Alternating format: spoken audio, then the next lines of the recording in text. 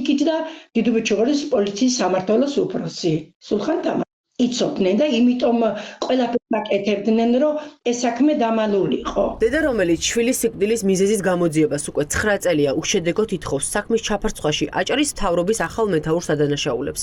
37 წლის ზურა ელიბაშვილი 2016 წელს პოლიციის დევნის ოპერაციის დროს გაქრა. დღემდე გაურკვეველი მიზეზით ელიბაშვილს საპატრულო ეკიპაჟი აედევნა. დევნის ობიექტი მანქანიდან გადმოდის. მას პოლიციელები მდინარე მტკვრის მიმართულებით მისდევენ. მალევე პატრული ინსპექტორები ავტომანქანასთან ისე ბრუნდებიან, რომ ზურა ელიბაშვილის ადგილმდებარეობას ვერ ადგენენ. იციან, რომ შესაძლოა მათი დევნის გამო ახალგაზრდა კაცი მტკვარში ჩავარდა. თუმცა არც სამაშველოს იძახებენ. ბორტიულზე აუხტება, გადმოხტება და გარბის. და ეს საპატრულო ეკიპაჟი პირველი კუჭაზე და ხაზალია, რომელშიც არიან, სულ რაღაც 3-4 ამის განსხვავებით მიყვებიან, დაეწივნენ, სავარაუდოდ მიყენებული აქ დაზიანებები ექსპერტიზის შედეგად ვიცით ეს. ამათმა ძიძგილაობაში თემაში ხელი კრეს და გადავარდა.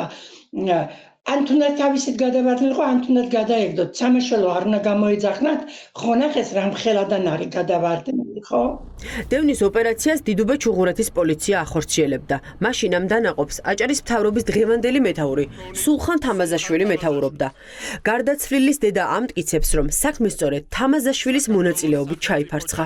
პროკურორი დღემდე არ შეგხვედრია. დღემდე მოვითხოვეთ რამდენჯერმე და არ შეგხვედრია. საერთოდ არ დაინტერესდნენ, იმიტომ რომ იცია, რომ უკვე ნომერ პირველი პოლიციელი იყო ქალაქისა, სულხან თამაზაშვილი. როგორც ეთყობა ჩვენ ქვეყანაში, კაცის მკვლელებს ძალიან იოლად აწინაურებენ და თანამდებობებს დასვავენ. რას ემსხვერპლა ახალგაზრდა კაცი? საქართველოში გამოძიებამ შედეგი არ დადო. სასამართლოს არ შეუძლია უგულებელყოს ის ფაქტი, რომ კავშირი მომჩივნიშვილის სიკვდილსა და პოლიციის მიერ მის დევნას შორის აშკარა იყო. ეს უკვე ევროსასამართლომ დაადგინა. სტრასბურგის სასამართლომ ამ საქმეში სამართლიანი და ეფექტური გამოძიების უფლების დარღვევაზე ისაუბრა. თუმცა სულხან თამაზაშვილის სკანდალური საქმის შემდეგ ჯერ თბილისის პოლიციის დეპარტამენტის უფროსი გახდა. ახლა კი აჭარის არალეგიტიმური მთავრობის თავმჯდომარეა. ევროსასამართლო ყურადღებას ამახვილებს, რომ მოწმეები პოლიციამ 4 თვიანი დაგვიანებით გამოკითხა. მიზანმიმართულად ხდებოდა გამოძიების მიერ იმ მტკიცებულებების განადგურება, გაქრობა და ისეთი პერიოდით მოპოვება, როდესაც უკვე გაქრობილი კი არა და განადგურებული იქნებოდა, რომ საქმეზე არ დადგენილიყო ჭეშმარიტება. ეს არის საუბარი იმ ვიდეო ჩანაწერებზე, რომლებიც ნათლად დაადასტურებდა იმ გარემოებებს, თუ რა მაიძულა ზურა ელიბაშვილი, რომელიც ხამე მიდიოდა აეროპორტში, აღმოჩენილიყო სხვა მიმართულებით. ამ საქმეზე გარკვეული გავლენები იკვეთება და მფარველობა ხდებოდა ისე, რომ ეს საქმე ბოლომდე არ მისულიყო. საქმის მასალებით დგინდება, რომ ადევნების მხოლოდ ბოლო ეპიზოდი ჩანს ვიდეო კამერებში. მეორე სანაპიროზე განთავსებული არც ერთი კამერის ჩანაწერი საქმეში არ დევს. ისინი უბრალოდ გააქრეს. ევროსასამართლოს გადაწყვეტილების შემდეგ ამ საქმეში არაფერი შეცვლილა. საქმის გამოძიება კაცდადის უწყებას გადაეცა, თუმცა საქმე ამ დრომდე თაროზეა შემოდებული.